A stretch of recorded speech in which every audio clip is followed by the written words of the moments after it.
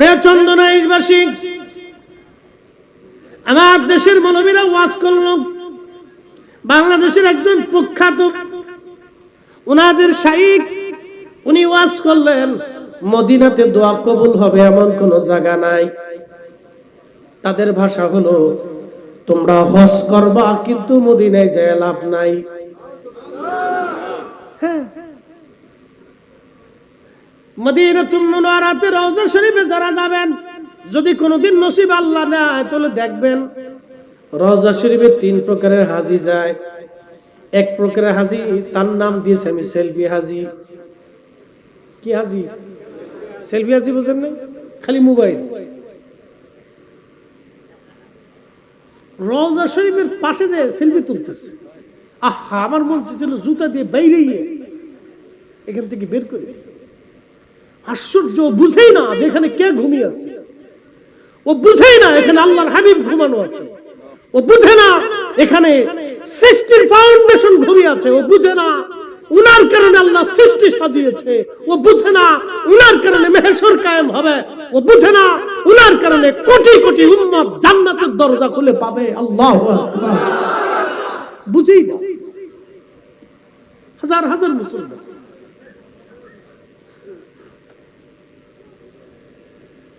আচ্ছা, হাজার হাজার মুসলমান, ও বুঝেই না।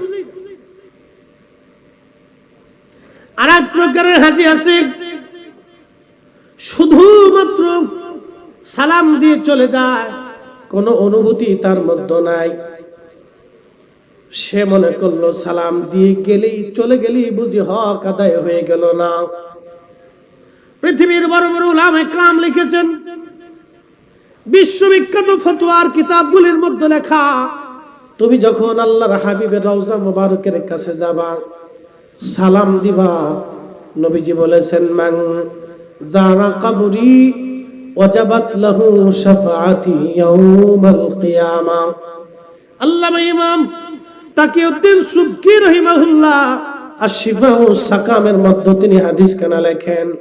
আমার ঘরে কিতাবখানা আছে।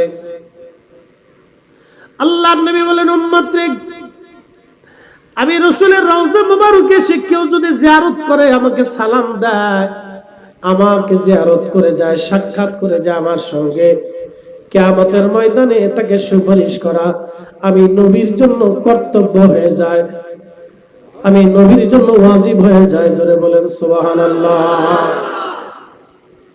হাজি বুঝেই না যেখানে কে ঘুমাই গেছে, সেলফি তুলতেছে, ভিডিও করতেছে, বাড়ি দেখা, কই যে দেখো। আরে হাজি, আমি চিন্তা করলাম এগুলো হজ করতে আসছে, এসব ওহাবিদের পাল্লায় পড়ছে, নজদিদের পাল্লায় পড়ে গেছে। ডান্ট নাই, মন খারাপ করবেন।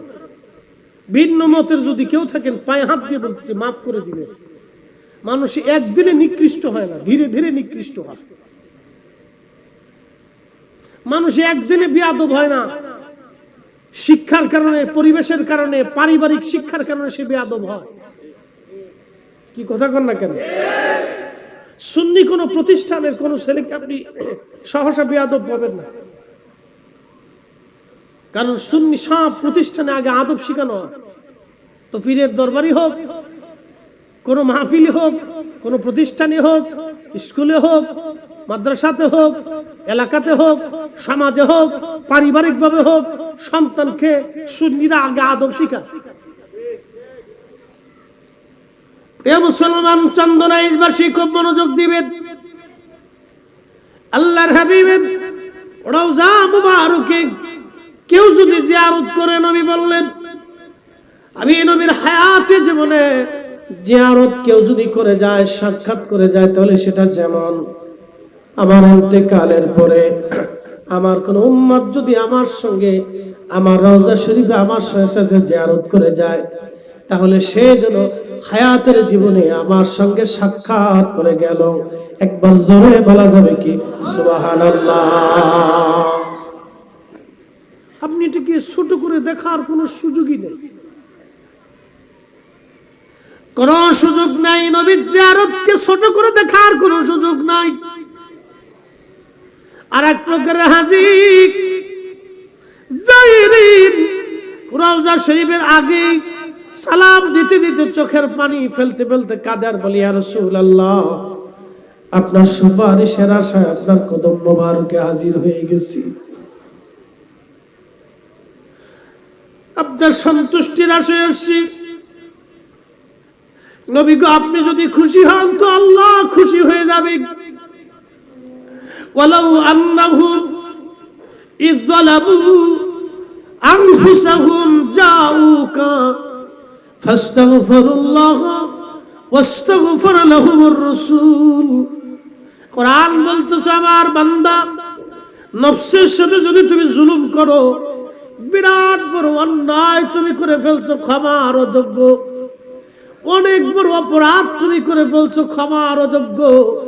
তোমার চিন্তার কোনো কারণ নাই। যাও, আমার রাসূলের দরবারে চলে যাও, দরবারে মুস্তাফাতে হাজিরা দাও।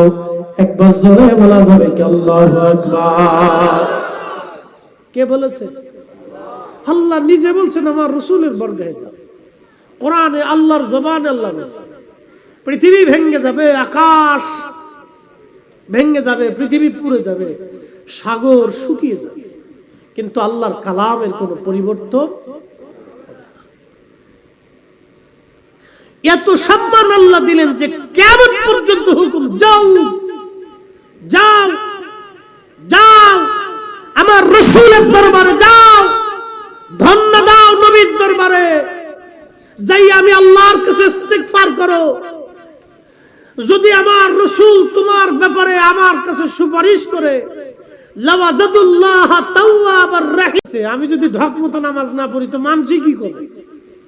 তো ভয়টা কি আল্লাহর না মানুষের উপরে গেছে? মানুষের উপরে গেছে। নতুন বিয়ে আইছে, বিয়ের বাদ বেড়াইতে নামাজ পড়তে বিয়ে ডাক দিছে, বিয়ে আসেনো, মসজিদ খুব বালা, চলেন যাই নামাজটা পড়ে আসি।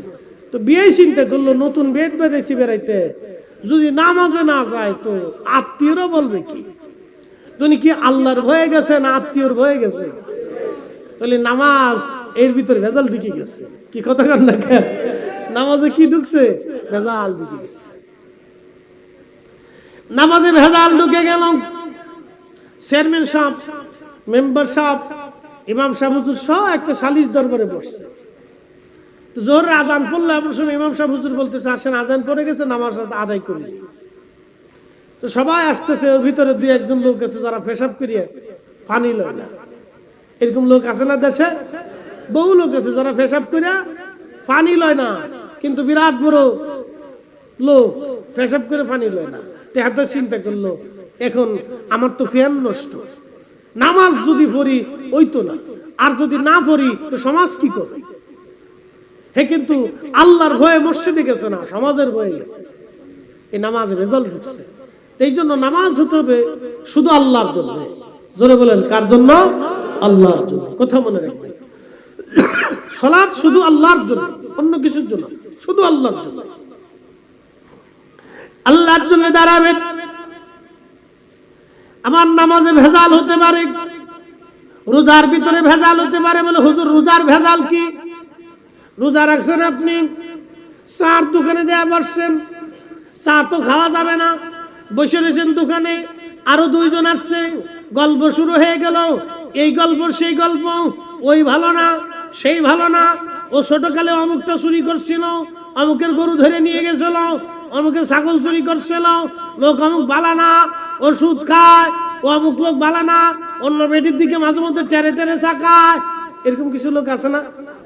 খালি মানুষের তো গীবত করতে থাকে, মানে হে একাই ভালো, আর দুনিয়াত কেউ ভালো না, শুধু মানুষের দুর্নাম। তো রোজা রাখছেন, পাবলিকের যদি দুর্নাম করেন, গীবত করেন, তো রোজা শেষ। ও রোজার মূল্য নাই, এটা মূল্যহীন হয়ে যায়। তো রোজার ভিতরে ভেজাল হতে পারে, জাকাতের ভিতরে ভেজাল আসতে পারে। বলে হুজুর, এটা আবার কেমন? আমাদের দেশে কিছু মানুষ জাকাত দেয় মানুষ দেখানোর জন্য, লুঙ্গি দেয় 3টা, ছবি তুলে 9টা। কথা কন না কা? জাকাত না ফাজলিমি? ফাজলিমি, ফাজলিমি। এতে 4 পয়সার দাম। এদের ভিতরে ভেজাল ঢুকছে। জাকাতে ভেজাল হতে পারে, নামাজে ভেজাল হতে পারে, রোজাতে ভেজাল হতে পারে। হজ করতে গেছে, বিরাট বড় সেলফি আজি, খালি ছবি তোলে। কাবা শরীফের পাশে যে ছবি তুলতেছে, ভিডিও করতেছে, কাছেতে ছবি তুলে দেখাইতেছে, তাপ করতেছে, এই সময় ভিডিও করতেছে। কি আশ্চর্য! আল্লাহর ঘর তাওয়াফ করতেছে, আবার কারো দিয়ে জুতা পাই দিয়েও তাওয়াফ করতেছে। নাউজুবিল্লাহ, কি আসতে কবে না আপনারাও পাই দিয়ে জুতা পাই দিয়ে তাওয়াফ করবেন? কোনটা? সাবধান করে বলে দিয়ে যাচ্ছি, এই ভুল জীবনেও করবেন। তাওয়াফের ভিতরে 360 জন নবী আলাইহিস সালামের রওজা আছে।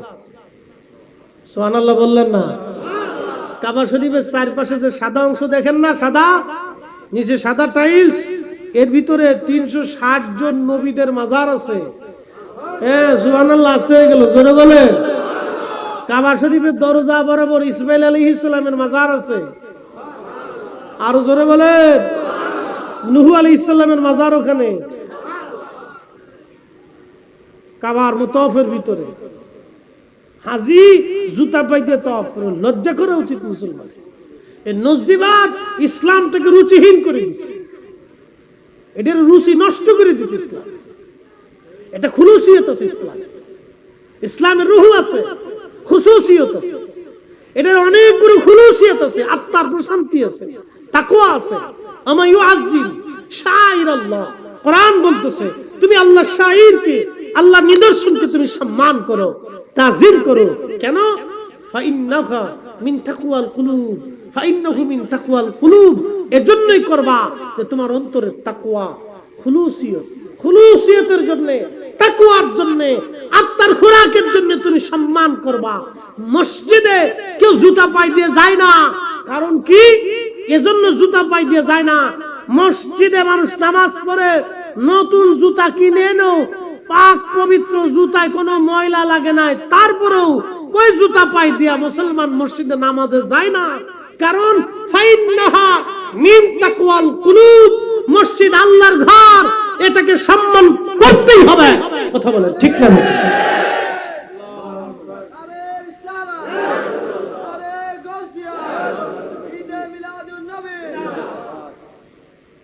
ফাইন্নাহা মিন তাকওয়াল কুলুব। নাজদিবাদ ইসলামটাকে রুচিহীন করে দিচ্ছে। আগে মানুষ চাকরি করার আগে, বিদেশ যাওয়ার আগে, কোথাও যাওয়ার আগে মার পার মধ্যে ধরে সালাম করছে, মা দোয়া করে। কথা ঠিক কিনা? কেন? মা কি? মায়ের একটা রাতের ঋণ আমরা শোধ করতে পারবো? আমার ছোটকালে সেই পায়খানা, পেশাব সবাই দুর্গন্ধে সরে গেছে, কিন্তু একজন ব্যক্তি যায় না, তিনি মা। আরে মার পা ধরে সালাম দেওয়া কেন? মার পা যদি জিব্বা দিয়ে সাইটেও দাও, জিব্বা দিয়ে মার পা যদি সাইটিয়ে পরিষ্কার করে দাও, তারপরে হক আদায় হয় না। কি কথা কন না কেন? মার পায়ে ধরে মুসলমান সালাম দেবে, এটা শিরিক বানাইয়া। আমার দেশের এই বেদাতি নজদিবুল্লাহ সারা দেশের মুসলমানদের যুবকদেরকে বেয়াদব বানাইতেছে আজকে, যার কারণে বৃদ্ধাশ্রম বাড়তেছে। আমরা যদি বলি তো বলবে শিরিকের পক্ষে কথা বলতেছে। প্রিয় মুসলমান, মা আল্লাহর পক্ষ থেকে সন্তানের জন্য অনেক বড় নিয়ামত। কোন সন্তান যদি জিহ্বা দিয়ে মার পা চেটে দেয়, পরিষ্কার করে দেয়, তারপর মায়ের হক আদায় হবে না। মা এত বড় দামি। কিন্তু আজকে কদম বসিটাকে শিরকের ফতোয়া দিয়া বন্ধ করে দিয়েছে। আজ হাজার হাজার মুসলমান এটাকে শিরিক মনে করে, যার কারণে আমার সমাজ, আমার দেশের ইয়াং জেনারেশন, নতুন জেনারেশন যারা আছে, তারা এগুলিকে শিরিক মনে করে বাদ দিচ্ছে। এক একটা পর্যায়ে দেখা যায় ছেলেরা মা বাবার সঙ্গে খারাপ আচরণ শুরু করে দিয়েছে। বৃদ্ধাশ্রম বেড়ে গেছে। আজ হাজার হাজার, শত শত বৃদ্ধ বৃদ্ধা নর নারী আজ বৃদ্ধাশ্রমে যে দেখেন, ভালো ভালো পরিবারের লোকেরা বৃদ্ধাশ্রমে চলে গেছে, অভাব নাই কিছু। এক ভদ্রলোক আপনাদেরকে আজকে একটা কথা শোনে। এই করোনার আগে হাজিরা হজে গেছে, যিনারা গেছিলেন ওনাদের ভিতরে একজন লালমনিরহাটে আমি মাহফিলে গেছিলাম, তখন উনি বললেন যে আমাদের সাথে দুই ভাই একসাথে হজে গেছে। হজে যাওয়ার পরে ঢাকার থেকে রাম বেঁধে রওনা দিছে। জেদ্দা বিমানবন্দরে বাংলাদেশ প্লেন ল্যান্ড করার পরে দুই ভাই একসাথে অন্ধ হয়ে গেল। একসাথে অন্ধ। আমার দিকে তাকাবে, খুব গুরুত্বপূর্ণ, এটা বাস্তব থেকে বলতেছি, কোনো দলিলা দিল্লা না, একবারে বাস্তব আল্লাহর শাস্তি থেকে বলতেছি। দুই ভাই অন্ধ হয়ে গেল। তো যিনি সাথে নিয়ে গেছে, যে এজেন্সির মাধ্যমে গেছে, সেই মুনাজিব তারে চিন্তা করলো যে ডাক্তার দেখাইছে কিন্তু কোনো ফায়দা হয় না। তো চিন্তা করলো লোক তো সুস্থ কিন্তু চোখে দেখে না, তো হজ করানো যায়। তো উনি সুন্দর করে এদেরকে হজ করাইলেন। সারা হজ হলো, আরাফা হলো, মুজদালিফা হলো। আরাফাতে দোয়া কবুল হয়। শোনেন, হাজি যখন আরাফাতের ময়দানে উপস্থিত হয়ে শুধু চোখের পানি ফেলে দেয়, সাথে সাথে তার জীবনের গুনাহ মাফ হয়ে যায়। আল্লাহু আকবার। আরাফা এমন একটা দামি জায়গা, এত বড় দামি জায়গা, হাজিরা হাত তুললে আল্লাহ ওই হাত ফেরত পাঠায় না। এত দামি জায়গা আরাফাতের মাঠ, মুজদালিফা। আল্লাহু আকবার। মিনার মাঠে হাজিদের দোয়া কবুল হয়ে যায়। কাবা শরীফ ধরে দোয়া করার সাথে সাথে আল্লাহ মাফ করে দেয়। কাবা ঘর দেখে চোখের পানি ফেলার সাথে আল্লাহ গুনাহ মাফ করে দেয়। তাওয়াফ করার সাথে আল্লাহ মাফ করে দেয়। হাজিদের জীবনের গুনাহকে আল্লাহ মাফ করে দেয়। হজ করলো, তাওয়াফ করলো, সাই করলো, আরাফা হলো, মুজদালিফা হলো, মিনা হলো, মদিনাতে আসলো, রিয়াজুল জান্নাহ গেল। রিয়াজুল জান্নাহ, রাসূল করিম বলেছেন, আমার রিয়াজুল জান্নাতে কেউ যদি নামাজ পড়ে তাহলে সেজন্য বেহেশতে নামাজ পড়ছে। এটা বেহেশতের টুকরা। রাউযাতু মিন রিয়াজিল জান্নাহ, দুনিয়াটা জান্নাতের টুকরা। একসাথে বলা যাবে আল্লাহু আকবার। কিন্তু দোয়া করলো, চোখ ভালো হলো। হজ শেষ করে দুই ভাই জেদ্দা বিমানবন্দর থেকে ঢাকা বিমান যখন ল্যান্ড করলো, চোখ ভালো হয়ে গেল। হাজী সাহেবান সাথে যারা ছিলেন, সঙ্গী যারা ছিলেন, তারা বললেন ব্যাপার কি, আজকে বলে দিয়ে যান, আপনারা মক্কায় যাওয়ার পরে অন্ধ হয়ে গেলেন, হজ হয়ে গেল, একসঙ্গে হজ করলাম, চোখে দেখলেন না, অন্ধ ছিলেন, বিমান আসার পরে আপনার আবার চোখ ভালো হয়ে গেল, ওষুধ খাওয়া লাগলো না, কারণ কি? জীবনের কোন ভুল, কোন অপরাধ আপনাদের আছে বলেন? দুই ভাই চোখের পানি ছেড়ে দিয়ে কাঁদেন, বলেন আমাদের জীবনের একটা ভুল আছে। বলে ভুলটা কি? ভুলটা হলো আমাদের বাড়ি গাড়ি সব আছে, পয়সা করির কোনো অভাব নাই। দুই ভাইয়ের ঢাকাতে কয়েকটা করে বাড়ি আছে, আমাদের টাকা পয়সার অভাব নাই, সম্পদের অভাব নাই, কিন্তু আমরা আমাদের বাবা মাকে বৃদ্ধাশ্রমে রাখছিলাম, আমাদের নিজেদের কাছে বাবা মাকে রাখতে পারি নাই। তাদের বদদুয়ার কারণে আজকে আল্লাহর ঘরে গেলাম, খোদার ঘর দেখার সৌভাগ্য আমাদের হলো না। আল্লাহর নবীর বারগাহে গেলাম, রওজা শরীফ দেখার সৌভাগ্য আমাদের হলো না। এটা মা বাবার বদদুয়া, আমরা বুঝতে পারছি এটা আব্বা আম্মার বদদুয়া ছিল, বেয়াদবির ফসল। বাস্তব, বাস্তব থেকে, এটা বাস্তব থেকে বলতেছি, কোনো কিতাবের দলিল না। এটা কয়দিন আগের ঘটনা, করোনার আগে। এই জন্য বলতেছি, মার পাঁচ সাইটে যদি জিহ্বা দিয়ে পরিষ্কার করেন, কদম মুছে শিরিক বানাইছ। পাঁচ সাইটে জিহ্বা দিয়ে পরিষ্কার করে দিলেও মার হক আদায় হয় না বেটা। আর তুমি কদম মুছে শিরিক বানাইছ, সুরার ঘরে সুরা।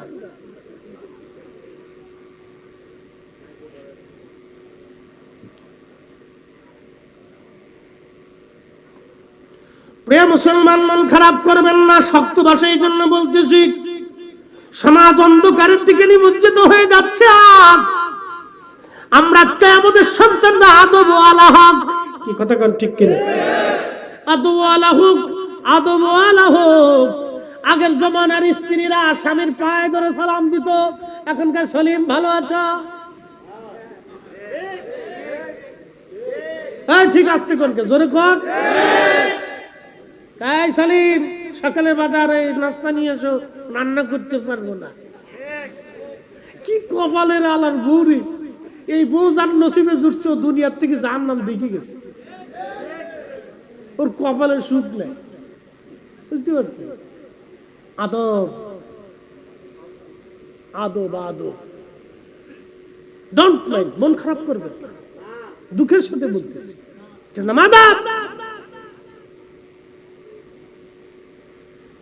আগের জমানার দাদি নানীদের কাছে জিজ্ঞেস করেন, প্রত্যেক দাদি নানীরা তার স্বামীর পায়ে হাত দিয়ে সালাম করত।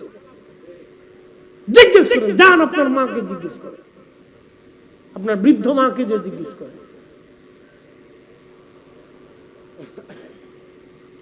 প্রিয় মুসলমান, খুব মনোযোগ দিবেন।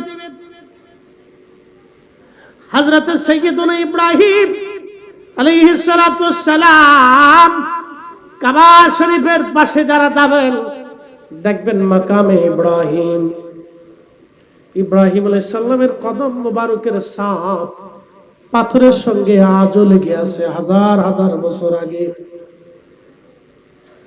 হাজার হাজার হাজার হাজার বছর আগের কথা।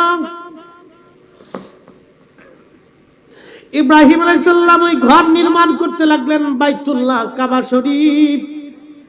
সাহায্য করতেছিলেন ইসমাইল আলাইহিস সালাম, পাথর এনে এনে দিচ্ছেন তিনি। পাথর কেটে কেটে কাবা ঘরের দেওয়াল নির্মাণ করা হয়। দেওয়াল যখন উপরে উঠে গেল, ইব্রাহিম আলাইহিস সালাম হাতের লাগল পান না। ওই সেই মাকামে ইব্রাহিমের পাথরখানা ইসমাইল আলাইহিস সালাম নিয়ে আসলেন।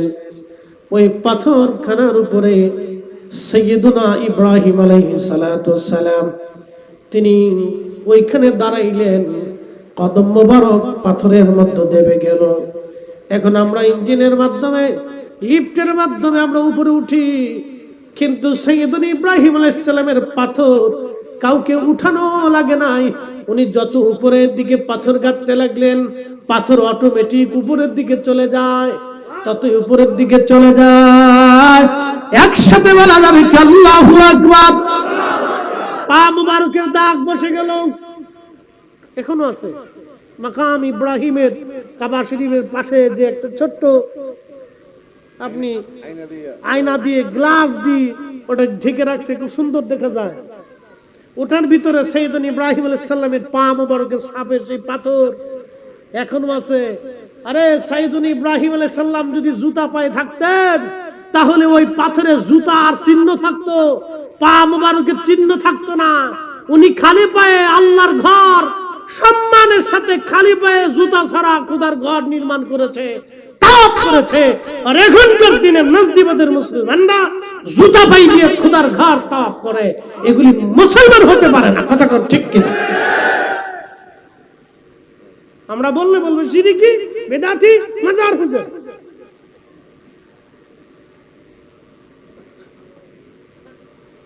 এই জন্য আল্লাহর শায়ের গুলিকে সম্মান করতে হয়। এটা তাকওয়া, খুলুসিয়তের জন্য, তাকওয়ার জন্য, ইখলাসের জন্য করতে হয়। প্রিয় মুসলমান আমার, খুবই মনোযোগ দিয়ে কথাগুলি শুনে যাবেন। অনেক দূর পর্যন্ত ওয়াজ নিয়ে চলে আসছি। আমি কারবালার দিকে গিয়েছিলাম। আল্লাহর নবীর আওলাদকে যারা ভালোবাসে তারা আল্লাহকে ভালোবাসে, রাসূলকে ভালোবাসে। তাদেরকে যারা কষ্ট দেয় তারা আল্লাহর নবীকে কষ্ট দেয়, এবং আল্লাহর হাবিবকে যারা কষ্ট দেয় তারা আল্লাহকে কষ্ট দেয়।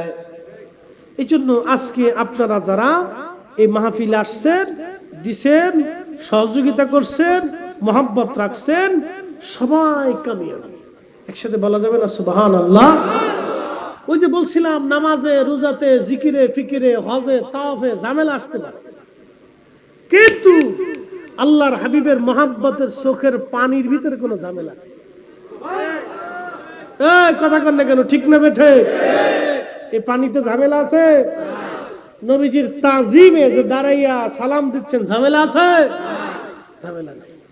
রাসূলের দুরূদ শরীফ যখন পড়েন তখন ঝামেলা খুব ইখলাসের সাথে।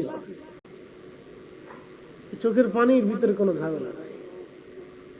এই জন্য আল্লাহ রাসূল সুনান ইবনে মাজার ভিতরে একটা হাদিসে রাসূল করিম সাল্লাল্লাহু আলাইহি ওয়াসাল্লামের সাথ ফরমানো, আমার উম্মত তোমরা শুনে নাও, ও আমার উম্মত তোমরা শোনো, তোমাদের চোখের পানি মাছির মাথার পরিমাণ কণা দিয়ে একটু বে পড়ার সাথে সাথে তোমাদের জীবনের সব গুনাহকে আল্লাহ মাফ করে দেয়, মিটাই আল্লাহ শেষ করে দেয়, গুনাহকে মিসমার করে দেয়। এটার ভিতরে কোনো ভেজাল নাই, কোনো ভেজাল নাই। খালি বেদাত দেখেন না।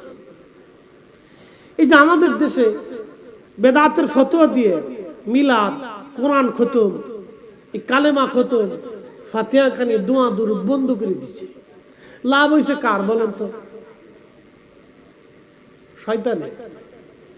কার লাভ হয়েছে? জোরে বলে, আমি ব্যাখ্যা করে শুনে দিচ্ছি। কার লাভ হয়েছে? শয়তানের লাভ হয়েছে। দোয়া বন্ধ করে দেন, শয়তানের লাভ, আপনার কোনো লাভ নাই।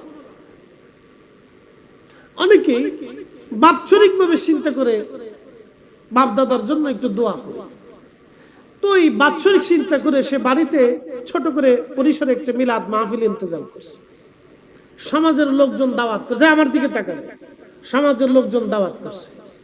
তো ইমাম সাহেব হুজুর গেলেন, কিছু মাদ্রাসার তলবে আলেম উপস্থিত হলেন, বুঝে যাবেন আজকে, কিছু মাদ্রাসার তলবে আলেম উপস্থিত হলেন, ইমাম সাহেব হুজুর উপস্থিত হলেন। ওই এলাকার সমাজের কিছু মুরব্বীরা, ছেলেপেলেরা, যুবকরা সবাই মিলে উপস্থিত হলো। ধরেন 20-25 জন লোক এক জায়গাতে উপস্থিত হলো। উপস্থিত হওয়ার পরে ইমাম সাহেব হুজুর কোরআন শরীফ তেলাওয়াতের মাধ্যমে মিলাদ শরীফ শুরু করলেন। আচ্ছা আপনারা বলেন তো, প্রত্যেক কোরআনের হরফে হরফে কয়টা করে নেকি হয়েছে? জোরে বলেন না, আরো জোরে বলেন। এই 10টা করে নেকি যে হইল, এটা কি শুধু যিনি দাওয়াত দিয়েছেন তিনি পাইছেন না সবাই পাইছে? আচ্ছা, এরপরে দুরূদ শরীফ শুরু হলো। প্রত্যেক দুরুদে 10টা গুনাহ মাফ, 10টা নেকি লেখা হয়, 10টা বার আল্লাহ রহমত নাজিল করে। এটা কি ইমাম সাহেব হুজুর একা পাইলো না সবাই পাইলো? আচ্ছা, যখন দোয়া শুরু হইলো তখন দোয়া ইমাম সাহেব হুজুর কইতেছে, আল্লাহ যারা এখানে আসছে তাদের বাপ মারে আজকে সওয়াব দিও না, যিনি আজকের মাহফিলে দাওয়াত করছে তার আব্বা আম্মার কবরে সওয়াব দাও। এরকম কোন দোয়া আছে? দোয়ার ভিতরে ফাঁসিলটি আছে, দলাদলি আছে। যা আল্লাহ যারা আমলিক করে তাদের সবারই সওয়াব দাও, যারা বিএনপি করে এদের কবরে সওয়াব দিও না। দোয়ার ভিতরে এরকম সিস্টেম আছে? আমরা আজকে সুন্নি মাহফিলে দোয়া করতেছি, আল্লাহ যারা আজকে আমরা এই এলাকার সুন্নি আছে তাদের সওয়াব দাও, যারা গায়রে সুন্নি আছে তাদের দিও না। এরকম কোন দোয়া আছে? দোয়াটা আমরা সবাইরই শরীক করছি। যে বেটা দোয়া মানে না, মিলাদ মানে না, তার বাপের কবরে সওয়াব দিচ্ছে। কি কথা কর না?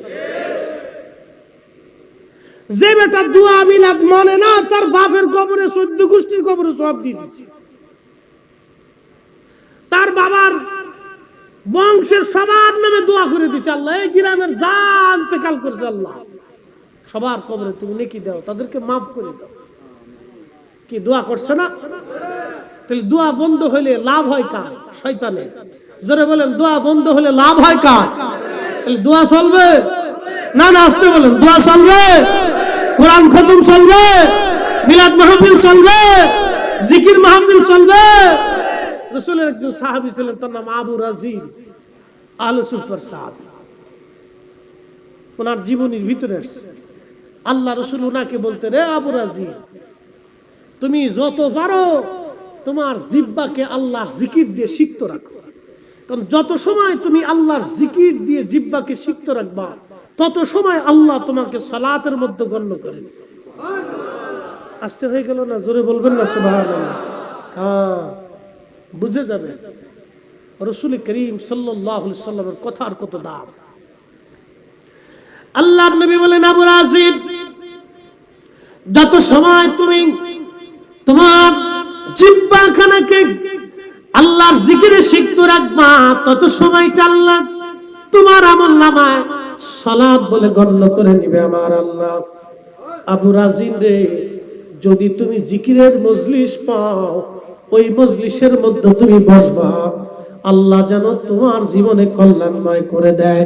একবার জোরে বলা যাবে কি সুবহানাল্লাহ। দোয়া কিসের মজলিস? জিকিরের মজলিস। জোরে বলেন, দোয়া কিসের মজলিস? আজকের মজলিসটা কিসের মজলিস? জিকিরের মজলিস। জোরে বলেন, কিসের মজলিস? জিকিরের মজলিস। যদিও সুহাদায়ে কারবালার নাম মুহাব্বতে বলছি, কিন্তু জিকিরটা মূলত কার? না না, একসাথে বলতে হবে, কার? তো যে বেদাত বললো ওর মতো কপাল পরা দুনিয়াতে আর আসেনি। এই যে দোয়া, কোরআন শরীফ খতম হইতেছে আপনার বাড়িতে, এই মাদ্রাসার 10 জন তলবে ইলম দাওয়াত দিবেন, দাওয়াত করে বাড়িতে আব্বা আম্মার উদ্দেশ্য হোক, বংশজ্ঞাতির বংশ পরিজনের উদ্দেশ্য হোক, আপনি বসাইয়া সবাইরে কোরআন শরীফ পড়াইতেছেন। এই যে তলবে ইলমরা প্রত্যেকজনে 1 পারা 2 পারা করে পড়িয়া 2 খতম বা 1 খতম কোরআন শরীফ পড়লো, বলেন ওই মজলিসটা দুনিয়ার সাধারণ মজলিসটা জিকিরের মজলিস? তো বেদাত বেদাত করে যারা চিল্লায় ওর মতো কপালের উপর ঠাডা পড়ছে, ওর কপালের উপর ঠাডা পড়ছে। যত সময় কোরআন তেলাওয়াত হবে তত সময় নেকি আর নেকি। একসাথে বলা যাবে না আল্লাহু আকবার। রাসূল কারীমের সাহাবী খাদিমুর রাসূল হযরত আনাস রাদিয়াল্লাহু আনহুর আদত ছিল প্রত্যেকদিন তিনি সারা রাত কোরআন শরীফ পড়তেন, ইবাদত করতেন, তাহাজ্জুদ নামাজ পড়তেন, ফজরের নামাজ পড়ে তিনি বাড়ি যাইতেন। ওনার 100-র উপরে সন্তান আল্লাহ দিয়েছিলেন, নাতি নাতকুর দিয়া অনেক বিরাট পরিবার ছিল ওনার। 100-র মতো আল্লাহ সন্তান ওনাকে দিয়েছিলেন। উনি বাড়ি যাইতেন, কিন্তু রাত্রিবেলা যে কোরআন শরীফ পড়তেন, ধরেন 30 পারা কোরআনের 29 পারা উনি তেলাওয়াত করতেন, 1 পারা খালি বাকি রাখতেন। ওই 1 পারা তেলাওয়াত করিয়া সকালবেলা সবাইকে ডাক দিয়ে সমস্ত সন্তান নাতিপুতি সবাইকে এক জায়গায় বসাইয়া খাদিমুর রাসূল হযরত আনাস রাদিয়াল্লাহু আনহু তিনি বাকি 30 পারা অথবা বাকি 1 পারা কোরআন শরীফ তেলাওয়াত করে সন্তানদেরকে নিয়ে একসাথে তিনি দোয়া করতেন। একবার জোরে বলা যাবে কি মারহাবা। আলাদা না জামাতের সাথে? জোরে বলেন না না, একসাথে। আজকে বুঝাই দিয়ে যায় কি আলাদা না জামাতের সাথে? তা আজকে জামাতের সাথে দোয়া করা যারা বেদাত মনে করে, ওর কপাল জিন্দেগি বেদাত। এই ইসরায়েলি শয়তানি দেশ ঘুরে গেছে, এই কথা যখন আমরা বলি তখন আমরা বেদাত। হযরত খাদিম রাসূল আনাস রাদিয়াল্লাহু আনহু সব সন্তান নিয়ে দোয়া শুরু করলেন। দোয়া শেষ করার পরে আল্লাহ নবীর খাদিম, নবীর সাহাবী, তিনি বলতেন, ও আমার সন্তানরা, আমি আমার মাসুক নবীর পবিত্র জবান মোবারক থেকে শুনছি, কোরআন শরীফ খতম করার পরে যে দোয়া হয় ওই দোয়া আল্লাহর দরবারে কবুল হয়ে যায়। তাহলে কোরআন খতম চলবে? হয় না, হয় না, আলোচনা চলবে। আজকে ফতোয়া মারতে মারতে এত পরিমাণে গেছে, আমার দেশের মা চাচিরা, মেয়েরা, বোনেরা আগে কোরআন শরীফ খতম দিত, প্রত্যেক রমজানে 2টা 3টা 4টা 5টা করে দিছে। আর এখন স্টার জলসা, জি বাংলা, ফেসবুক আর ইউটিউব, টিকটক আর এই সমস্ত আবিতে বিথে বেডিরে সরবারই চাই না। ফতোয়া মারতে মারতে বেডিগেরে একবারে ফেসবুকের ভিতরে আন্দাই দিয়ে দিচ্ছি, যা। বুঝতে পারছেন? তা লাভ হয়েছে কার? শয়তানের। এই জন্য বলতেছি, দোয়া, কোরআন খতম এগুলি চলবে, এগুলি চালাবেন, না হলে শয়তানের লাভ হবে, কোনো অসুবিধা নেই। আপনি কিয়ামত পর্যন্ত হায়াত যদি হয়, একবারও যদি আল্লাহর দরবারে হাত না তোলেন, তো আল্লাহর কিছু যায় আসে না, কিচ্ছু যায় আসে না। আর আপনি যতবার চাবেন আল্লাহর কাছে, যতবার কানবেন, ততবারই আল্লাহ আপনার মাফ করে দিবেন। যত হাত বাড়াবেন রব্বে কারীমের দরবারে, আপনি তো গোলাম, আমি আপনি পাপিষ্ঠ গুনাহগার, মালিকের দরবারে হাত বাড়াইতে লজ্জা কিসের? এখানে ফতোয়া মারে শয়তান কোথাকার, কিসের ফতোয়া? গোলাম মালিকের দরবারে হাত বাড়াবে, একা পারে একা বাড়াবে, জামাতের সাথে বললে জামাতের সাথে বাড়াবে, নামাজের পরে বাড়াবে, কোরআন খতমের পরে দিবে, মাহফিলের শেষে দিবে, খাবার খাবারের পরে দিবে। বান্দা যখনই সুযোগ আসবে উত্তম হালত উত্তম অবস্থায় সে আল্লাহর দরবারে হাত বাড়াবে। লজ্জা কিসে? আল্লাহু আকবার।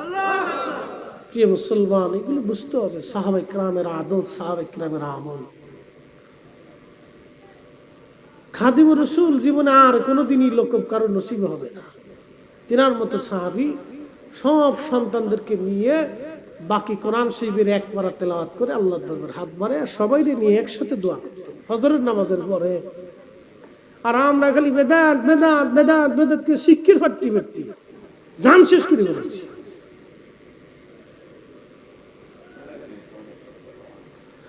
প্রিয় মুসলমান আমার এদিকে না,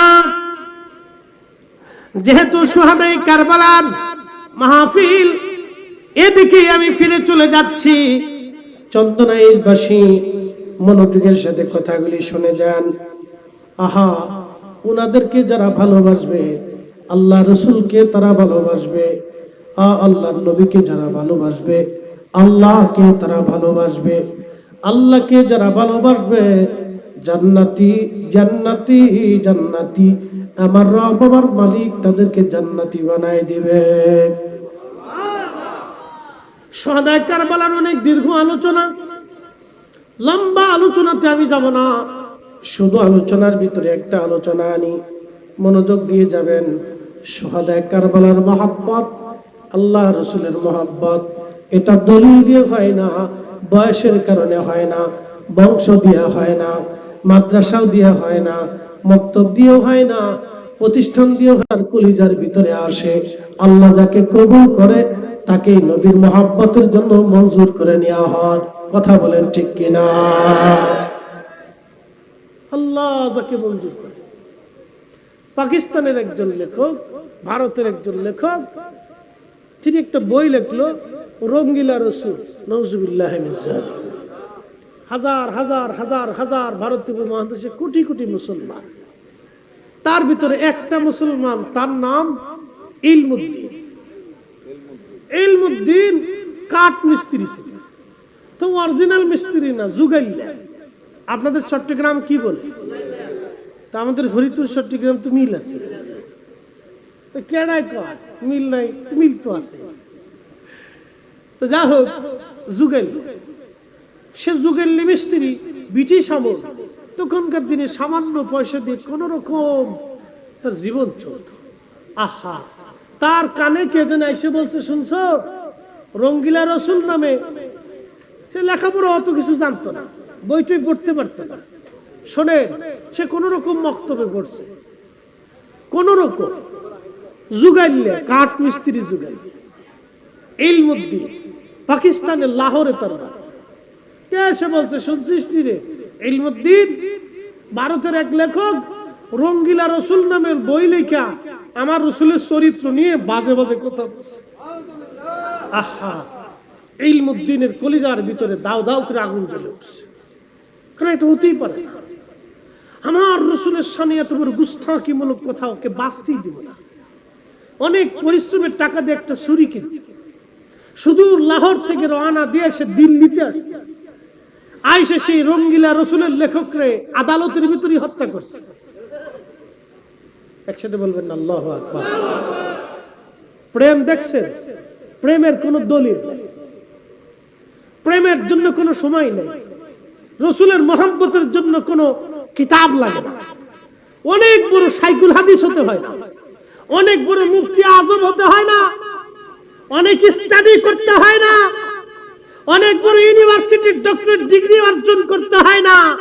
রসুল প্রেমের জন্য রিক্সাওয়ালা, দিন মজুর, ঠেলা গাড়িওয়ালা, সিএনজি ওয়ালা, অটোওয়ালা, সাধারণ শ্রমিক, শিক্ষিত ও অশিক্ষিত, ওই আপনার কৃষক আর দিন মজুর শ্রমিক, সে যেই হোক, কলিজার ভিতরে রসুলের মহব্বত ঢুকে গেলেই তার জীবন কামিয়াব হয়ে যাবে। কথা বলে ঠিক কিনা?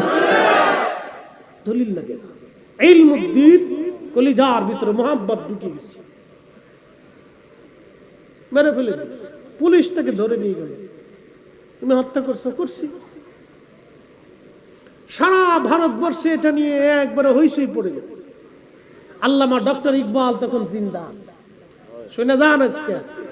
আল্লামা ডক্টর ইকবাল তখন জিন্দা, বিশ্ববিখ্যাত সেই কবি আশিকুর রাসূল আল্লামা ডক্টর ইকবাল তখন জিন্দা। মানুষেরা আল্লামা ইকবালের কাছে গেল, আপনি সুপারিশ করেন, না এটা হতে পারে না। উকিল ইলমুদ্দিনের কাছে গেছে, দেখেন শিক্ষা দীক্ষা নেই, ইলমুদ্দিনের কাছে যা বলতেছে, ইলমুদ্দিন তুমি যদি একটা কথা আদালতে বলো তাহলে আমি তোমাকে জামিনের ব্যবস্থা করব। বলে কি কথা?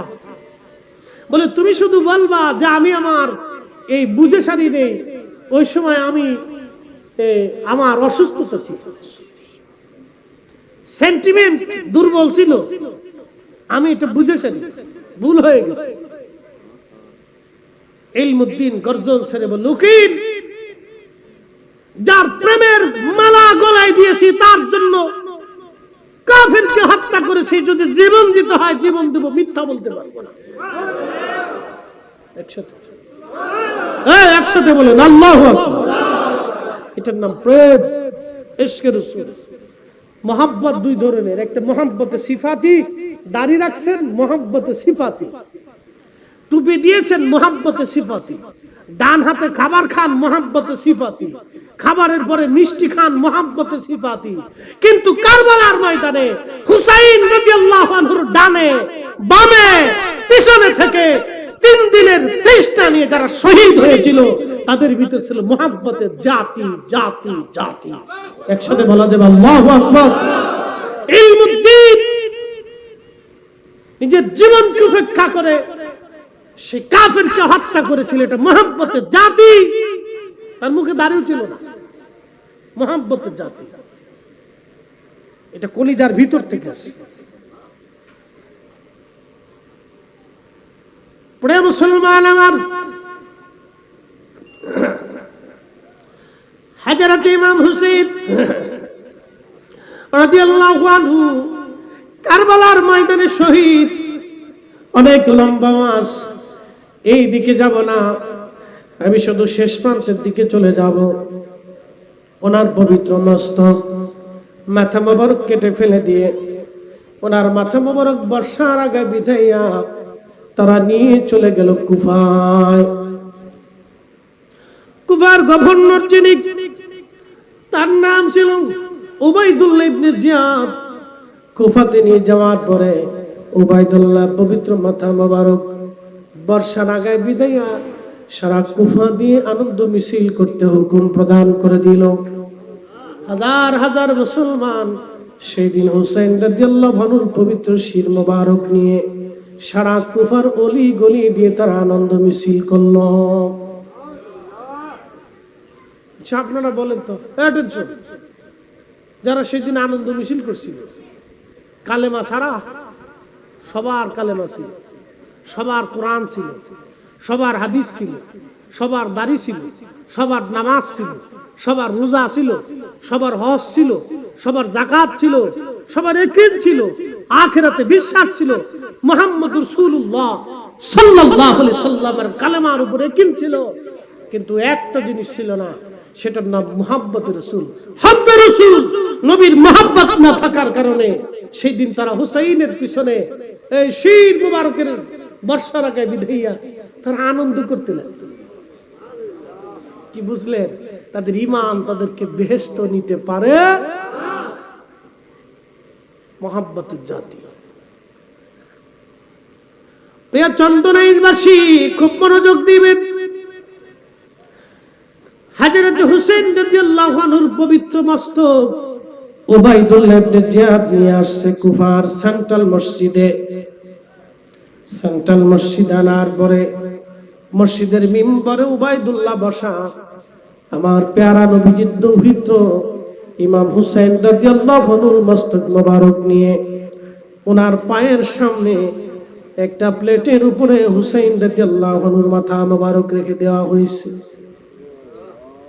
হাজার হাজার মুসলমান মসজিদ আসছে নামাজ আদায় করার জন্য। তখনকার দিনের আমির ওমরা যারা ছিলেন তারা নামাজ পড়াইতেন।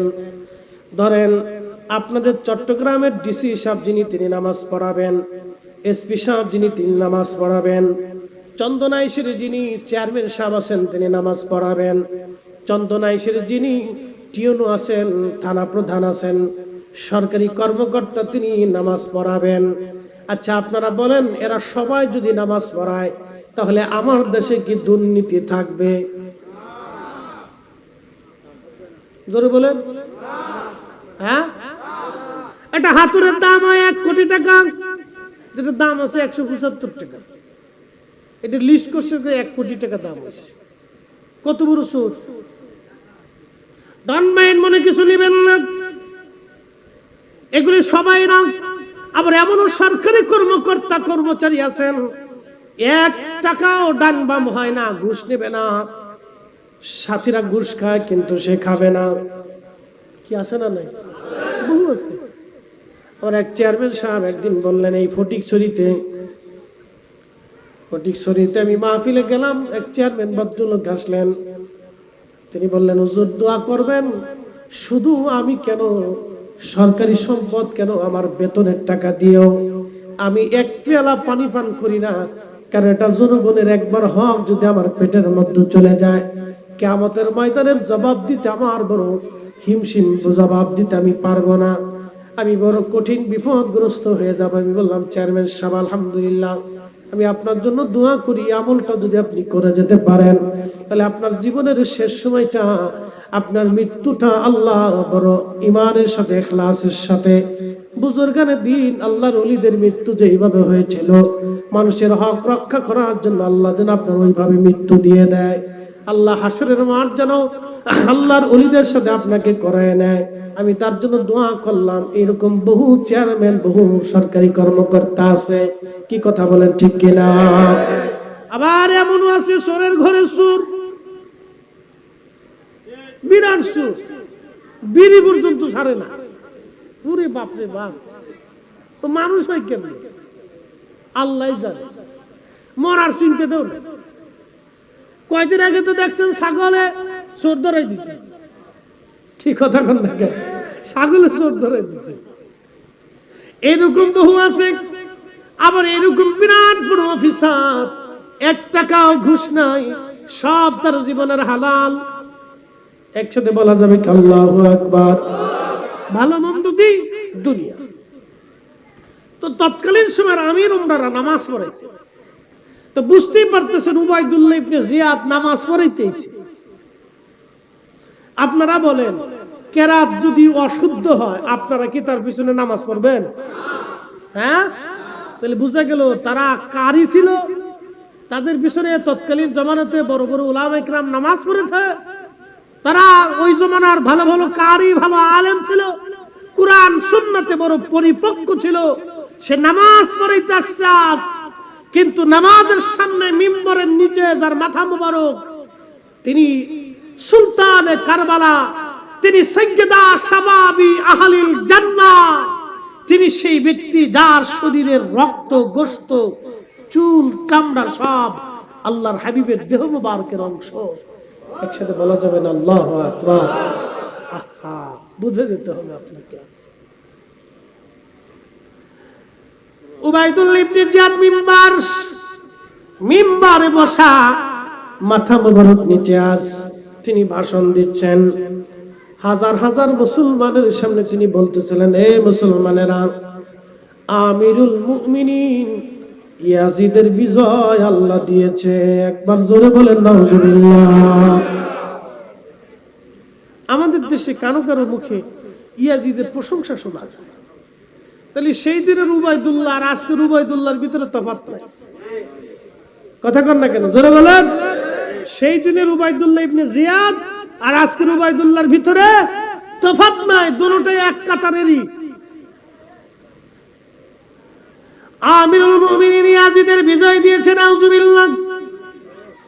আর মিথ্যাবাদী হুসাইনের পরদে আল্লাহ দিয়েছে, বলে নাউজুবিল্লাহ। সেই দিন মসজিদের ভিতরে হাজার হাজার মুসল্লি, একজন মুসল্লির জবান থেকে প্রতিবাদ আসে নাই, কিন্তু মসজিদের ভিতরে একজন মুসলমান বসা ছিলেন, তার নাম আব্দুল্লাহ ইবনে আফিফ। ইবনে আফিফ ছিলেন অন্ধ, তিনি চোখে দেখতে পারতেন না, অন্ধ, চোখে দেখতে পারতেন না। তিনি মসজিদের কোণে তিনি আর স্থির থাকতে পারেন নাই। এত বড় অপমান আহলে বাইত রাসূলের শানে আর সহ্য হলো না। ইশকে রাসূল কলিজার ভিতরে দাও দাও করে জ্বলে উঠল। তিনি দাঁড়ায় গেলেন, হুঙ্কার ছেড়ে বলেন, হে মারজানার ছেলে, হে মারজানার ছেলে উবাইদুল্লাহ ইবনে জিয়াদ রে, আমি ইবনে আফিফের চোখ যদি আজকে ভালো থাকতো, আমি অন্ধ যদি না হতাম রে, আজকে এই মসজিদের ভিতরে তোকে আমি হত্যা করতাম। দুশমনের রাসূলকে তুই আমিরুল মুমিনিন বানাইছো, আর আমার রাসূলের আহলে বাইত রাসূল সুলতানে কারবালাকে মিথ্যাবাদী বানাইছিস। আল্লাহি, আমার চোখ যদি ভালো থাকতো আজকে মসজিদের ভিতরে তোকে কতল করতাম, হত্যা করতাম। নবীজির পক্ষে এই কথা বলার জন্য সেই দিন ইবনে আফিফকে মসজিদের বাহিরে এনে জবাই দেওয়া হলো। উনি ওনার নিজের জীবন দিয়ে দিলেন সেই দিন, কিন্তু ইয়াজিদ বাহিনীর কাছে মাথা নত করেন নাই। একবার জোরে বলা যাবে আল্লাহু আকবার।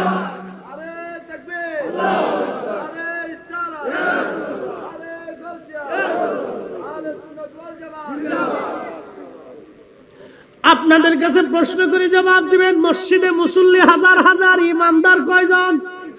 হ্যাঁ, জোরে বলেন, জোরে বলেন, কয়জন? একজন। অথচ মসজিদে যারা আসছে সবার ভিতরে কালেমা আছে, সবার ভিতরে ঈমান আছে, সবার ভিতরে কালেমা শাহাদাত আছে, সবার ভিতরে রোজা আছে, সবার ভিতরে হজ আছে, সবার ভিতরে যাকাত আছে, সবার ভিতরে বিশ্বাস আছে, সবার ভিতরে কালেমা শাহাদাত আছে, সবাই কোরআনের হক মানতেছে, সবাই সুন্নতের আইন মেনে আসছে, সবাই আল্লাহকে সিজদা দিতে আসছে। কিন্তু ইমানদার একজন, ইমানওয়ালা একজন, প্রেমিক একজন, একজনই মুসলমান, কামিল মুসলমান একজন, একজনই পাইলেন। কারণ কি? সবার ভিতরে ঈমান থাকলেও ইশকে রাসূল ছিল না। আর হযরত ইবনে আফিফের মধ্যে ঈমানও ছিল, ইশকে রাসূলও ছিল, কালেমাও ছিল, ইশকে রাসূলও ছিল, কোরআনও ছিল, ইশকে রাসূলও ছিল, হায় সুন্নাহও ছিল, ইশকে রাসূলও ছিল, নামাজও ছিল, ইশকে রাসূল ছিল, রোজা ছিল, ইশকে রাসূল ছিল, হজ ছিল, ইশকে রাসূল ছিল। যার কারণে ইবনে আফিফ তিনি দুনিয়ার থেকে কামিয়াব হয়ে চলে গেল। আর যারা হুসাইন রাদিয়াল্লাহু আনহুর সামনে গালি দেওয়া হলো, কিন্তু প্রতিবাদ তারা যারা করতে পারে নাই, তারা যদিও নামাজি, ওই নামাজ তাদেরকে কামিয়াব করতে পারে নাই। কথা বলেন ঠিক কিনা? এই জন্য আল্লামা ইকবাল রাহিমাহুল্লাহ জওয়াবি শিকওয়াতে কতই না চমৎকার তিনি লিখলেন, মগজ করা রূহে ঈমান জানে দিন, হাসতে হুব্বে রাহমাতুল লিল আলামিন। মগজ করা রূহে ঈমান জানে দিন, হাসতে হুব্বে রাহমাতুল লিল আলামিন। কোরআনের মগজ বলো, ঈমানের রূহ বলো, ধর্মের প্রাণ বলো, সবকিছুর মূল আল্লাহর নবীর ভালোবাসা, নবীজির ভালোবাসা, নবীর ভালোবাসা। বাংলার কবি কাজী নজরুল ইসলাম কতই চমৎকার লিখলেন, আল্লাহকে যে পাইতে চায়, আল্লাহকে যে পাইতে চায়, হযরতকে ভালোবেসে আরশ কুরসি লৌহ কলম না চাইতে পেশে। চিৎকার করে জোরে বলেন না মারহাবা। আসসালাতু ইয়া রাসূলুল্লাহ।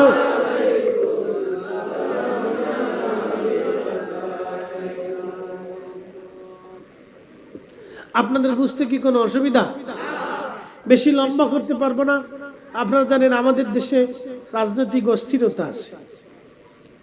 আমাদের তো ঢাকা ব্যাক করার প্রয়োজন, দীর্ঘ পথ।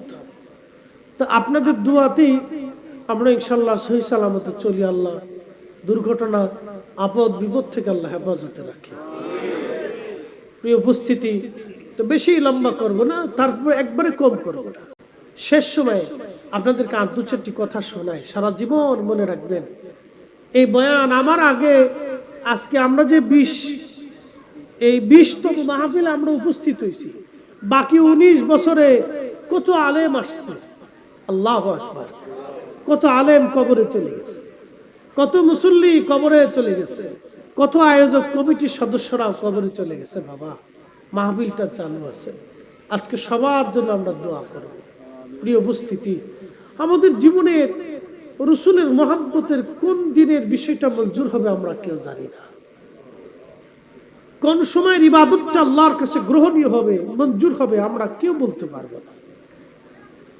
এই জন্য কোনো ইবাদতকে ছোট করে দেখতে না। সহিহ বুখারীতে একটা হাদিস আসছে, শোনেন, আমাদের দেশে অনেকে জিলাপিকে ছোট মনে করে। জিলাপি মিলাদ বললে অনেকে জিলাপি দেয় না? আপনাদের দেশে কি দেয়? অনেক দেয়, জিলাপি দেয়। আগে আমরা ছোটকালে খেয়েছি বাতাসা, এদিকে বিরিয়ানি দেয়। আমরা ছোটখাটো মিলাদ শরীফ মসজিদে ছোটখাটো ভাবে স্বল্প পরিসরে যেটা করে এটা সাধারণত জিলাপি, বা গরিব মানুষ যেটা যারা করায় তারা জিলাপি দিয়ে অল্পতেই তারা সারার চেষ্টা করে। তো যাই হোক, আগে গ্রামে আমাদের অঞ্চলে বাতাসা দিয়ে মিলাদ শরীফ হতো। তো বাতাসা চলে যাওয়ার পরে দানাদার ছিল, দানাদার এই এখন জিলাপি আমিত্তি ছিল, বিভিন্ন কোয়ালিটির মিষ্টান্ন ছিল। তো আল্লাহর হাবিব সহিহ বুখারীতে একটা হাদিস আসছে, নবীজি বলেন, উম্মত রে, তোমরা জাহান্নাম থেকে বাঁচো। আমার দিকে তাকাও রে, মুসল্লিদের জ্বালা তো বিরাট বড় জ্বালা নেই, এত বড় বড় মুসল্লি সব বসে রয়েছে, মাশাআল্লাহ। আচ্ছা থাক থাক, এই মুসল্লির দরকার আছে, ওরা তারপরে বসে রয়েছে। একটা ভালো গুণ, আপনাদের চট্টগ্রাম এই লেন, সিলেট লেন, দুইটা লেনে আমার কাছে খুব ভালো লাগে। বেশিরভাগ ইয়াং জেনারেশন মাহফিলে বসে থাকে। আর আমাদের উত্তর দক্ষিণে গেলে খালি বুড়া মানুষ বইতে কই সুবহানাল্লাহ কথা কই না চাইতে। তো কি করবো, 60 বছর ধরে সুবহানাল্লাহ কইতেছে, আর কত করবে? বিরাট বড় জাল। আমি মাঝে মধ্যে বলি, দুঃখ প্রকাশ করে বলি যে আল্লাহ, এত জায়গা আমি যাই, এত মাহফিলে কত যুবকরা মাহফিল করে, মাহফিল সাজা, আর আমার অঞ্চলে খালি বুড়া মানুষ এসে বসে থাকে। যুবক পোলাপান মাহফিলে বসতে চায় না, এটা অনেক বড় কষ্ট।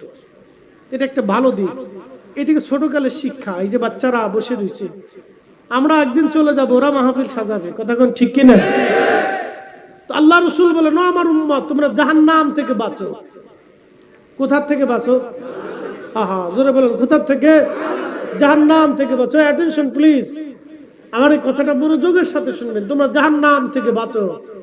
ও আমার উম্মত, আল্লাহ রসুল বলতেছেন, আমার উম্মত, তোমরা জাহান্নাম থেকে বাঁচো। তোমরা জাহান্নাম থেকে বাঁচো, বাঁচার চেষ্টা করো। যদিও একটা খেজুর তোমার ভাইকে খাওয়াইয়া হলেও জাহান্নাম থেকে বাঁচার চেষ্টা করো। আল্লাহু আকবার। আল্লাহর নবী একটা খেজুরের টুকরা একজন মুসলমানকে খাওয়ানোর জন্য, খাওয়াইয়া জাহান্নাম থেকে বাঁচার জন্য নবীজি রাস্তা দেখায়। আর আমরা মিলাদ শরীফের পরে মেহমানদের হিসেবে এক টুকরা জিলাপি দিলে আমার দেশের অনেকেই এই টিটকিরি মিডিয়া কয়, তোরা জিলাপির লেগে গেছে মিলাদে? না, জিলাপির লেগে গেছে, ওরে শয়তান কোথাকার। হ্যাঁ, কত বড় নিমক হারাম, লজ্জা করে এই সমস্ত মুসলমানের কথা বলতে, শরম করা উচিত। আল্লাহ রাসূল বলেন, আমার উম্মত যদি তা না পারো, তাও জাহান্নাম থেকে বাঁচার চেষ্টা করো। তোমার ভাইয়ের সাথে একটু মুস্কি হাসি দিয়ে কথা হলো, আহা, একসাথে বলবেন না আল্লাহু আকবার। কি হাসি, কথা কন না কেন? কি হাসি? মুস্কি হাসি দিয়ে একটু কথা বলে হলো জাহান্নাম থেকে বাঁচার চেষ্টা করো। আরবে তো জিলাপি নেই, খেজুর আছে, সহজলভ্য খেজুর। সারা আরবে আপনি সহজেই খেজুর পাবেন, আর সারা বাংলাদেশে আপনি সহজে জিলাপি পাবেন। কি কথা কন না? সারা আরবে সহজে আপনি কি পাবেন? খেজুর পাবেন। তো আল্লাহ রাসূল মিষ্টান্ন বা সহজলভ্য খাবার হিসেবে খেজুরকে প্রাধান্য দিয়েছেন। তো খেজুর খাওয়া হলো জাহান্নাম থেকে তুমি বাঁচার চেষ্টা করো। বাংলাদেশে তো সহজে খেজুর খুঁজে পাবেন না। অথবা গরুর গোশ রান্না করছে, মরিচ বেশি হয়ে গেছে, অথবা গরুর গোশ রান্না করছে একটু শর্ট পড়ে গেছে, আপনাকে দিছে কিন্তু একটু কম দিছে। তা আমাদের অনেকের একটা বদ অভ্যাস আছে, এই খাবারের সময় রাগারাগি করে শর্টফট করে উঠে চলে যায়। তো খাবার দিবার পারবি না, দাওয়াত দিছিস কে? এই সমালোচনা আলোচনা গালিগালাজ করতে করতে চলে যায়, এগুলি করবেন না। বাবাজি একটা কথা মনে রাখবেন, মেহমান যিনি মেজবান তিনি চেষ্টা করে মেহমানকে ভালো কিছু আপ্যায়ন করার জন্য। কথা ঠিক কিনা? খাবার যার সামনে আছে খাইয়ে আলহামদুলিল্লাহ করেন যে আল্লাহ তুমি যথেষ্ট ভালো খাবার খাওয়াইছো। এর চেয়ে তো কত নিম্ন খাবার আমার দেশের কত মানুষ খাইতেছে। আবার অনেকে আছে আজকে রাতে অনেকে খাবারও পাবে না। কথা কর না কেন? কথা আজকে রাতে অনেকে খাবারও নসিবে হবে না। তা আল্লাহ আপনাকে দুইটা খাওয়াইছে, এটা শুকরিয়া আদায় করতে হবে। কেউ যদি আপনাকে খাওয়ায় তার কৃতজ্ঞতা আদায় করতে হবে। জাপানে, কোরিয়াতে, চীনে, থাইল্যান্ডে এই এই এই অঞ্চলগুলিতে, ইন্দো প্যাসিফিক অঞ্চলগুলিতে আপনি যদি দেখেন তাহলে দেখবেন যে আপনি যদি কারো উপকার করেন তাহলে ওরা মাথা নিচু করে আপনাকে ধন্যবাদ দেয়। আর আমরা বাংলাদেশে যদি আপনি কারো উপকার করেন তা আপনার আইকেলা বাস দিয়ে দেয়। এই জন্য আমাদের দেশের মানুষের কপালের পরিবর্তন হয় না। টাকা যদি একবার হাওলাত নেয় তাহলে আর দিবার মন চায় না। কথা কর না? টাকা চাইতে চাইতে তার ফোনের টাকাও শেষ, পায়ের জুতাও শেষ, মনে যে নিজের টাকা নিয়ে ঘুরতেছে। এগুলি করবেন না, এগুলো অন্যায়। দোকানে বাকি খাইছে আর দেওয়ার নামই নেই, ওই দোকানের সামনে দেওয়া যায় না। খুব মনে হয় যে ওই বেটা এই 36 বছর ধরে দুশ্মনী লাগাই দিচ্ছে। আপনি বাকি খাইছেন, এখন আপনার উচিত তার দোকান থেকে সদাইপাতি করা, কারণ আপনারা সে বিপদের সময় বাকি দিছে, এহসান করছে। এখন আপনার সুখের সময় আপনার তারে এহসান করা উচিত। টাকা যদি পরিশোধ করতে দেরি হয় তা আপনি বলবেন ভাই পরিশোধ করতে দেরি হইতেছে, আমি বাজার সদাই নিচ্ছি, আপনি মন খারাপ করেন না, আমার যখন সুযোগ আসবে আমি আপনাকে দিয়ে দিব। তারপর লোকটার মনে একটা প্রশান্তি আছে। দেখা যায় যে বাকি নিছে ওই দোকানের সামনে দিয়ে আর সে যায় না। এগুলোই না উপস্থিতি, এগুলো আমাদের বুঝতে হবে। আর যৌতুকের টাকা জীবনে নিবেন না। হ্যাঁ ঠিক, এবার কইলেন না, বিষয়টা বুঝতেছি না। একসাথে কর, যৌতুকের টাকা নিবেন না, দিবেন না, ডাউট নাই, মনে কিছু নিবেন না। যারা আগে নিছেন তারা মন খারাপ করেন না। বাবা যে হাতে পায়ে ধরে বলতেছি, মন খারাপ করার কিছু নেই। যে ছেলেরা যৌতুক চায় এর সাথে মেয়ের বিয়ে দিবেন না। ঠিক আসতে করলেন কেন? হ্যাঁ আমার দিকে তাকান। মেয়ের বিবাহের ব্যবস্থা কি আপনার হাতে না আল্লাহর হাতে? তার জোড়া কি আমরা সৃষ্টি করছি না আল্লাহ? অখালাকনাকুম মিন যাকারি ওয়া উনসা, জোড়ায় আমি সৃষ্টি করি না আল্লাহ করছে। আমার হারের সাথে যার মিল হবে, যারা আল্লাহ যারা পছন্দ করে রাখছে, কবুল করে রাখছে, ও আমার কাছে আসবে। যৌতুক দিয়ে আনাইতে হবে কেন? ছোট লোকি ব্যবসা, খয়রাতি ব্যবসা, বিক্রি করে খাওয়া ভালো।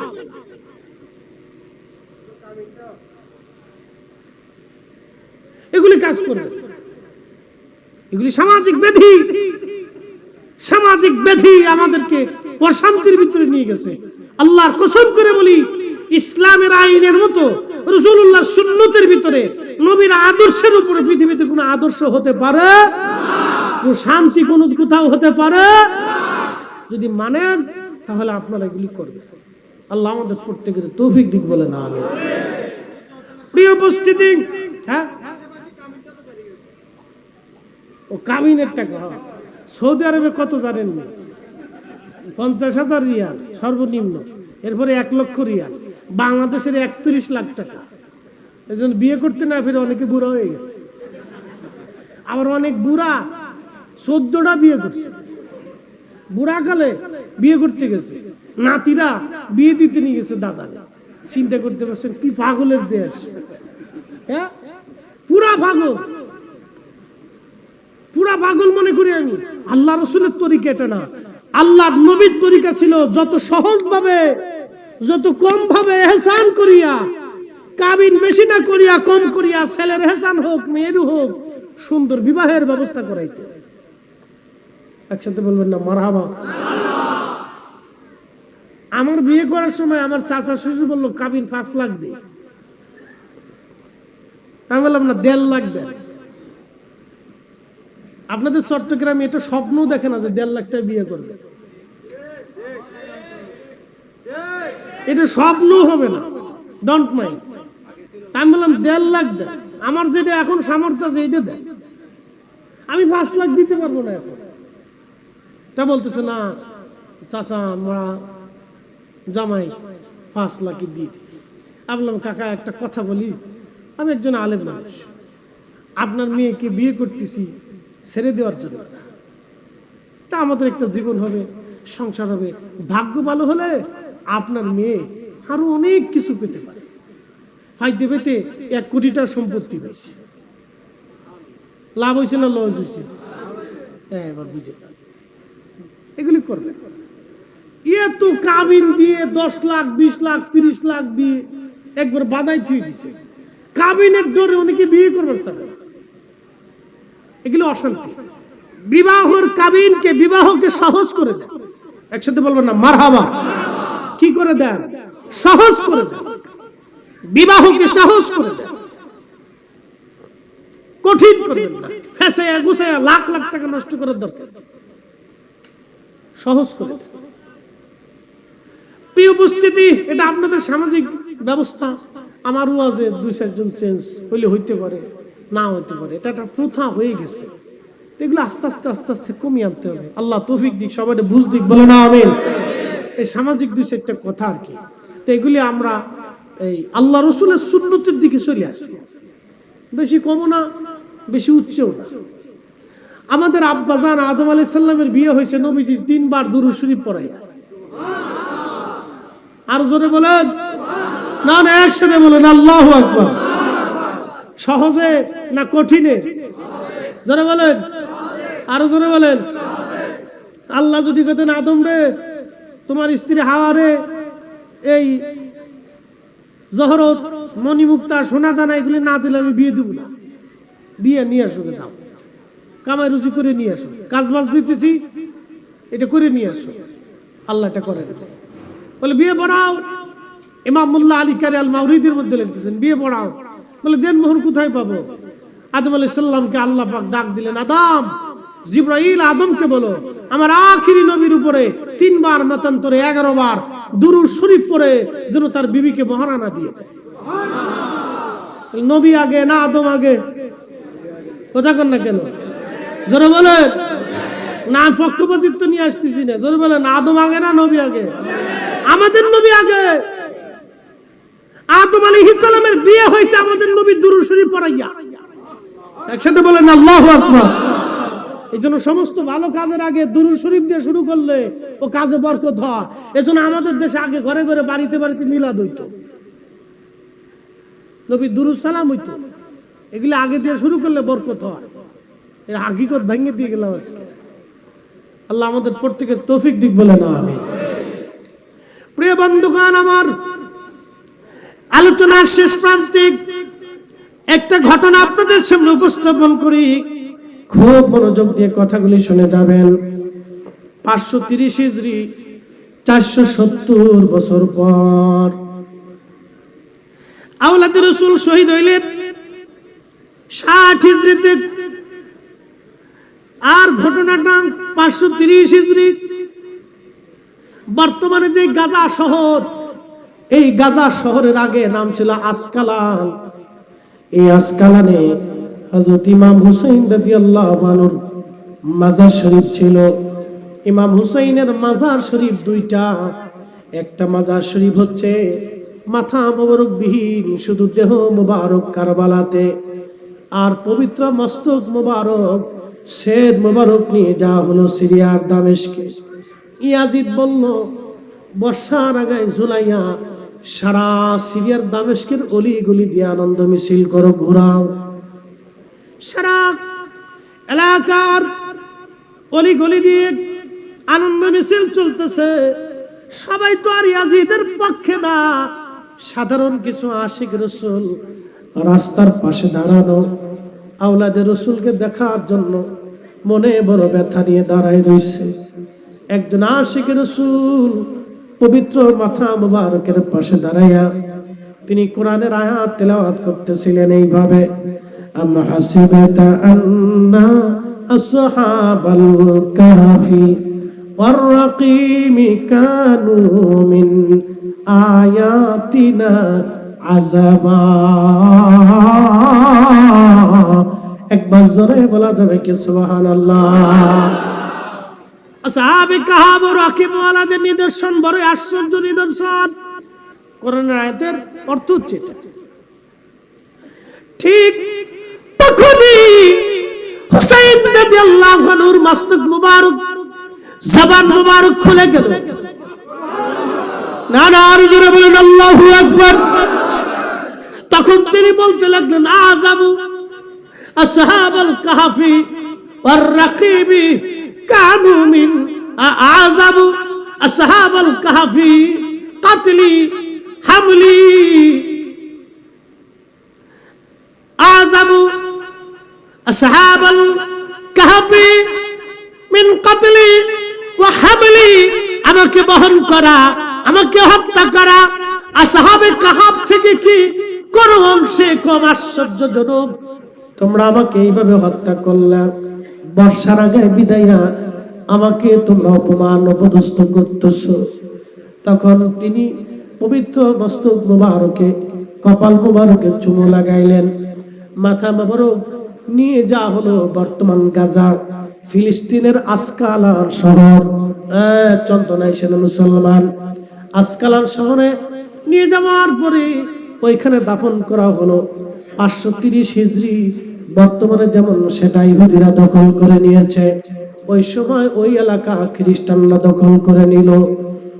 মিশরের রাষ্ট্রপ্রধান যিনি, মিশরের বাদশা যিনি, তিনি চিন্তা করলেন হুসাইন রাদিয়াল্লাহু আনহু সুলতানে কারবালার মাজার শরীফ ওইখানে থাকবে, ওনার পবিত্র শের মুবারক, মাথা মুবারক ওই আসকালানে থাকবে, খ্রিস্টানদের অধীনে এটা হতে পারে না, নিয়ে আসা লাগবে আমাকে। তিনি খ্রিস্টান প্রধানকে প্রস্তাব দিলেন, তুমি ওই আসকালান থেকে আমরা শের মুবারক নিয়ে যাব আমাদের সাইয়েদের সুলতানে কারবালা হুসাইন রাদিয়াল্লাহু আনহুর শের আমরা নিয়ে যাব। ওরা প্রস্তাব দিল, শের নিয়ে যাও, আমরা খ্রিস্টানদের কোনো আপত্তি নাই, কিন্তু শের মুবারক নিতে হলে আমাদেরকে অর্থ দিতে হবে। বলে কত টাকা লাগবে? বলে 30,000 স্বর্ণ মুদ্রা দিতে হবে। মিশরের রাষ্ট্রপ্রধান, মিশরের যিনি বাদশা ছিলেন, তিনি বললেন, হ্যাঁ আমি 30,000 স্বর্ণ মুদ্রা তোমাদের দিয়ে দিব, তারপরে পবিত্র শের মুবারক আমাকে নিয়ে আসতে হবে। এই জন্য সুলতানে কারবালা শের মুবারক নিয়ে আসা, এটা আমার জন্য বিরাট বড় ভাগ্যের ব্যাপার। উনি 30,000 স্বর্ণ মুদ্রা দিয়ে দিলেন।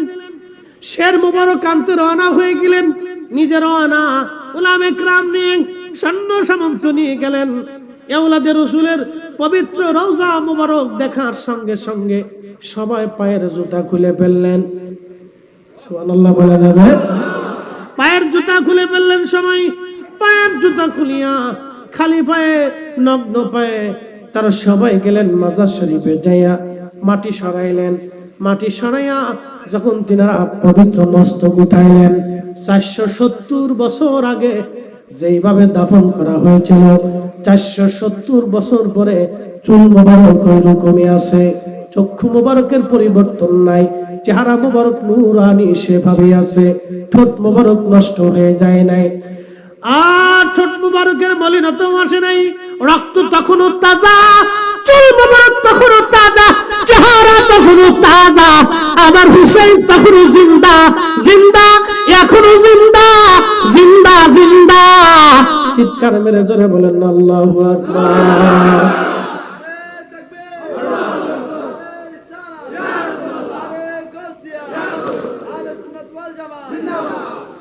তাহলে আপনারা বলেন তো, আমাদের নবী আছে না নাই? জোরে বলেন, আরো জোরে বলেন।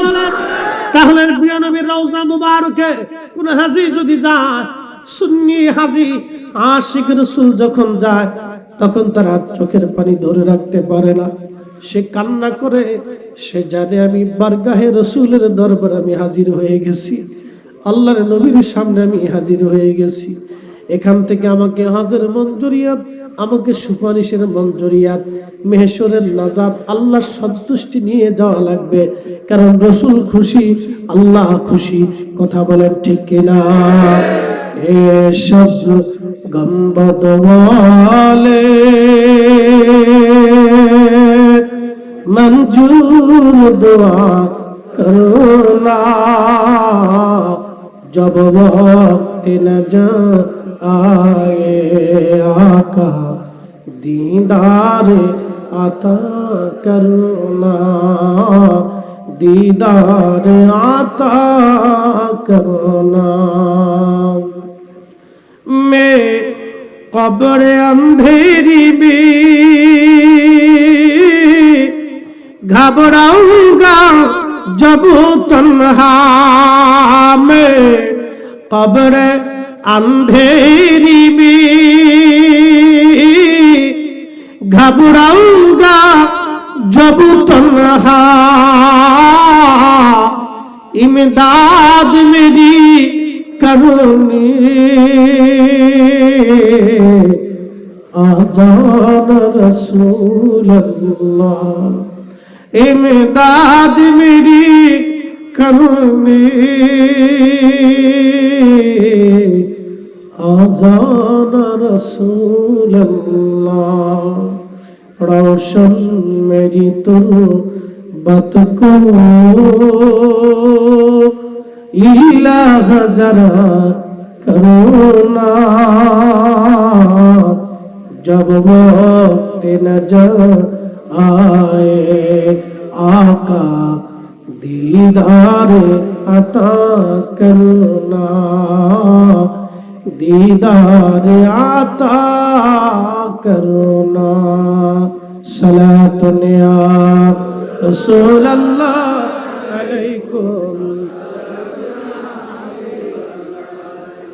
सलातुन या रसूल अल्लाह अलैकुम सलामुन या हबीब अल्लाह अलैकुम। যেন আপনাদের আজকের মাহফিল বড় কামিয়াব 20 বছর ধরে চলমান এটা কিয়ামত পর্যন্ত বংশ পরস্পরায় আল্লাহ যেন মঞ্জুর করেন বলেন আমিন।